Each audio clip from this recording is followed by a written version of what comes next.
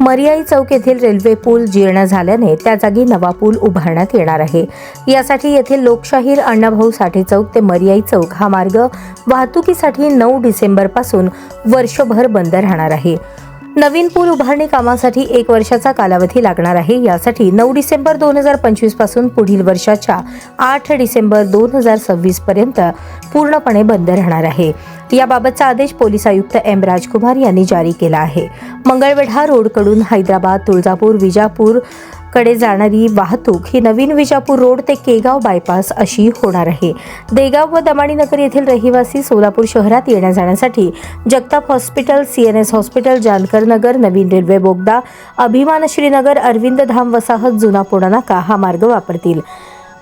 पर्यायी मार्ग असा: मर्याई चौक ते ST बस स्टँड, सर्व वाहने शेटेनगर रेल्वे बोगदा, खमितकर अपार्टमेंट, MSCB ऑफिस, निराळे वस्ती, ST स्टँड, मर्याई चौक, शेटेनगर ते छत्रपती शिवाजी महाराज चौक अशी जातील येतील। मर्याई चौक ते रेल्वे स्टेशन, सर्व वाहने मर्याई चौकापासून नागोबा मंदिर, रामवाडी पोलीस चौकी, रामवाडी दवाखाना, मोदी बोगदा, जाममुनी चौक, मोदी चौकी, कुमार चौक ते रेल्वे स्टेशन अशी जातील व येतील।